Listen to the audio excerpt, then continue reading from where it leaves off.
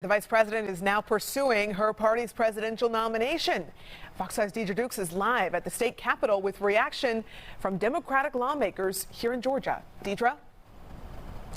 And several of those Georgia Democrats have publicly endorsed Harris since she announced that she would be seeking her party's nomination. Now, those we talked to today say they know she faces an uphill battle, but they do believe that if she becomes the party's official nominee, that she will win Georgia and the presidential election.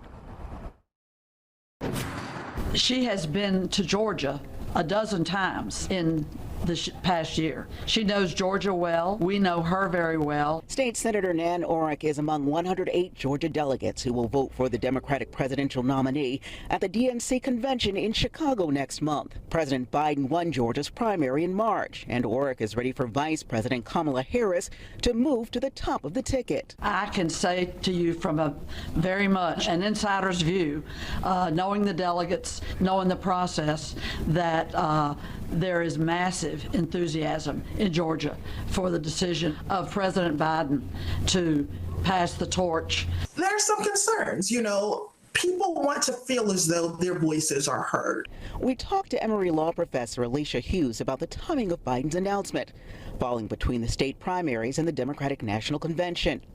Earlier this month, South Carolina Congressman James Clyburn floated the idea of a mini primary to replace President Biden if he pulled out of the race. I think that Jim Clyburn has a good idea when he's talking about the fact that he believes that they may need to have a smaller mini conference or caucus before the convention, because you need to unify the Democratic Party before going into that convention. I spoke with the president last night and conveyed my gratitude for all that he's done for the state of Georgia, and I am ready to work to ensure the vice president is successful in November. Senator Jon Ossoff took to social media Sunday to voice his support for Vice President Kamala Harris after the president announced he was pulling out of the race.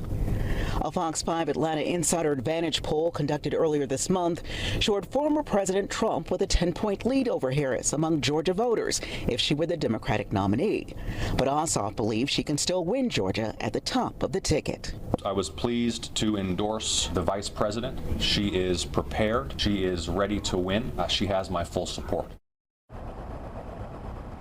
And in talking to Democrats today, you really got the sense that this shakeup has in part really re-energized the Democratic Party heading into the convention next month. In Atlanta, Deidre Dukes, Fox 5 News.